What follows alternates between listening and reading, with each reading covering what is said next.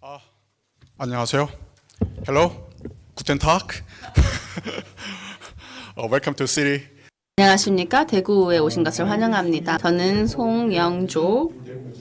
대구시에서 빅데이터과에서 근무 중입니다. 오늘 대구의 데이터 전략과 모빌리티 데이터의 사례를 말씀드리러 제가 이 자리에 섰습니다. 제 프레젠테이션은 한국어로 진행이 되겠습니다. 여기 한국인 분들이 많기 때문인데요.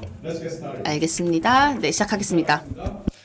이제 앞서 말씀드렸던 대로 소개해드릴 내용들은 대구시 데이터 전략과 모빌리티 데이터에 대한 몇 가지 케이스를 소개를 드릴까 합니다.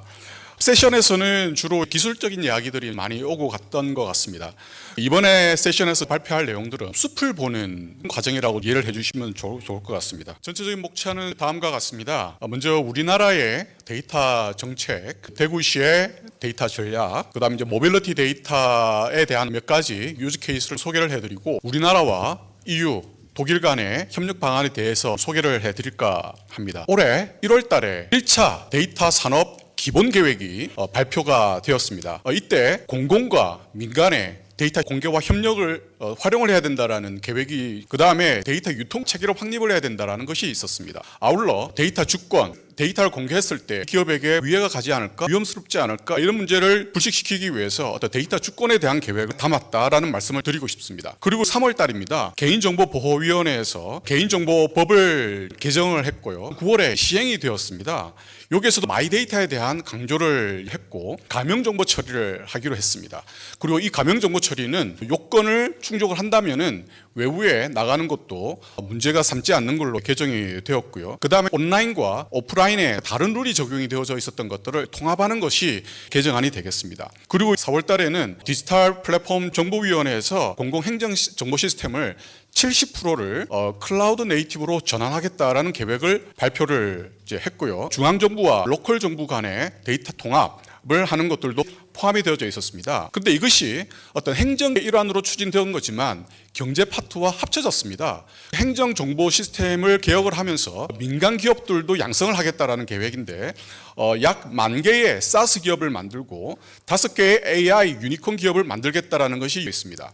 그리고 지난 7월 달에 2035년까지 민간과 공공이 약 3조 원 투자를 하겠다. 양자 과학기술 발전 계획을 내놓았습니다. 지난 10월 달에 신용정보기금 MOU를 맺었는데 데이터 기업들에 한해서 보증과 투자를 하겠다라는 MOU를 전국 최초로 했습니다. 대구시에 대한 잠재적인 가능성을 봤기 때문에 이런 MOU도 있지 않았을까라는 생각이 들고요. 오늘 전국에서 최초로 글로벌 컨퍼런스를 가지게 되었다는 것을 말씀을 드리고자 이제 말씀을 드렸던 1차 기본 계획입니다. 데이터 시장 규모가 조원 기업의 데이터 도입률을 30% 이상을 달성을 하겠다라는 것들이 목표라고 말씀을 드리고 싶습니다. 이와 같이 진행을 하는데 법률적인 뒷받침이 되어져 있습니다.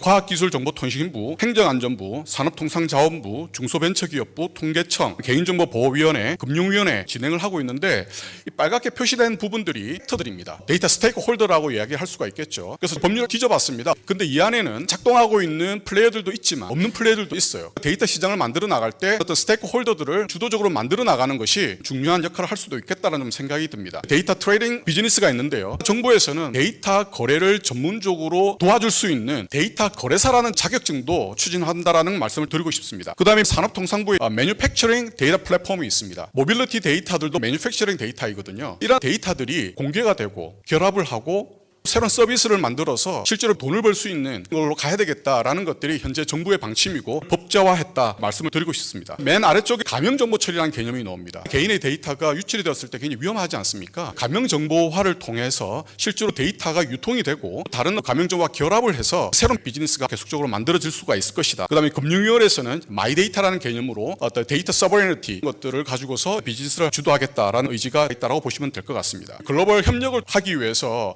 한국의 상황과 유럽의 상황들에 대해서 간단하게 비교를 해보았습니다. 사실 저의 경험에 의해서 만들어진 것이기 때문에 꼭 정답이다라고 말하기는 어려울 것 같습니다. 공통적인 것들은 클라우드 베이스로 이제 간다라는 것과 이제 유즈 케이스로 간다라는 것이죠. 사실 우리나라에서는 이런 유즈 케이스를 기반으로 서비스가 만들어지지는 않았습니다. 데이터를 만들고 두면은 누군가가 와서 쓰겠지라는 생각으로 데이터 정책이 추진이 되어져 왔는데 운영비만 많이 들지 활용하는 데 있어서는 한계가 있겠다. 그래서 정말 수요자가 누구시고 공급자가 누구이며 이들 간의 관계 단계들은 어떻게 어떤 액션이 일어날 수 있을지에 대해서 좀 더 면밀하게 검토할 필요가 있겠다라는 것들이 이제 전문가들의 의견인 거고, 다행히 EU에서도 유즈 케이스 기반으로 만들어지고 있다라는 것들을 확인할 수가 있었습니다. 유럽에서 배울 만한 것들이 있습니다. 유럽은 여러 나라들의 연합이지 않습니까? 우리나라는 사실은 섬과도 같습니다. 위로는 북한이 있기 때문에 올라가질 못해요. 다른 나라 가려면은 비행기를 타고 가거나 배를 타고 가야 돼요. 그러다 보니까 글로벌리 협력할 수 있는 것들이 무의식적으로 한계가 있었던 것 같습니다. 저는 이번 가이아 X와 연합과를 통해 글로벌 환경으로 바로 진출할 수 있는 시사점을 찾을 수도 있겠다라는 생각을 가져봤습니다. 대구시 데이터 전략을 만들기에 앞서 스왑 분석을 해봤습니다. 약점과 강점이 있고 위협과 기회가 있습니다. 다행히 대구시에는 과기정통부로부터 디지털 혁신지구로 선정이 되었습니다. 국비가 지원이 될 예정이고요. 수천억 원대 규모의 예타 사업들이 진행이 되고 있습니다. 그리고 대구시에 4대 역점 사업이 있습니다. 모빌리티, 헬스케어, 로봇,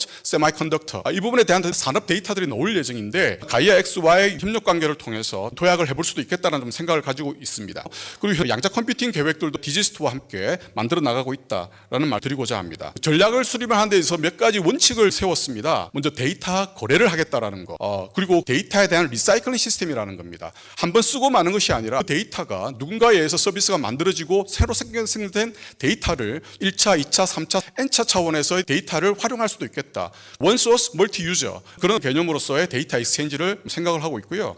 그 다음에 선순환 생태계를 만들겠다라는 것입니다. 마지막으로는 국제 간의 협력 필요하다라는 것이고, 최신 기술을 적용을 하겠다라는 것입니다. 데이터, AI, 클라우드, 미래에는 양자 컴퓨팅까지도 확장을 해야 되지 않겠나라는 생각을 가지고 있습니다. 수익 모델입니다. 데이터 플랫폼을 통해 기업들 비즈니스 모델을 만들고 파생되는 데이터들이 쌓여가지고서 새로운 어떤 모델을 만들어내는 선순환 데이터 생태계를 생각을 하고 있고, 이런 과정을 통해서 지역에서는 새로운 잡을 만들 수 있도록 하는 것입니다. 독일 손님들께서는 잘 모르시겠지만 현재 지역에서는 굉장히 큰 문제가 열심히 공부를 시켜두면은 서울과 수도권으로 이전을 해버리는 문제가 있습니다. 사실 여기에 계시는 젊은 청년들은 대구시에서 일을 만들고 대구시를 위해서 이제 새로운 기회를 만들고자 노력하는 분이기 때문에 애국시민이다 이야기할 수도 있을 것 같습니다. 이를 바탕으로 비전 체계와 전략을 만들었는데 크게 세 가지 필러를 세웠습니다. 목표는 글로벌 데이터 허브 시티를 지향을 하는 것이고, 그 세 가지 필러 중에 하나가 글로벌 데이터 인프라를 만들겠다라는 것입니다. 데이터 센터, 데이터 에코시스템, 그 다음에 양자 컴퓨팅 시스템을 통해서 새로운 미래 기술들을 선점해 나갔다라는 것입니다. 그 다음에 유니콘 기업과 200개 한 혁신 기업을 만들고자 합니다. 인력 양성들도 더불어 같이 가야 될 것이고, 가능하다면 유럽과 대구의 시민들과 같이 할 수 있는 인력 양성 프로그램도 진행을 해봤으면 좋겠다라는 말씀을 드립니다. 이제 모빌리티 분야입니다. 모빌리티 분야에서 대구시는 강점을 가지고 있습니다. 탑 10 그 인더스트리 중에서 51% 정도가 모빌리티 산업입니다. 그런데 대부분 제조업 중심으로 있지 데이터에 대한 개념이 희박합니다. 그러나 약점이라는 것은 극복하면 되는 것이기 때문에 이과에서 노력을 해서 새롭게 모빌리티 인더스트리 하면 이렇게 보는 것이 저희들의 역할이다라는 생각.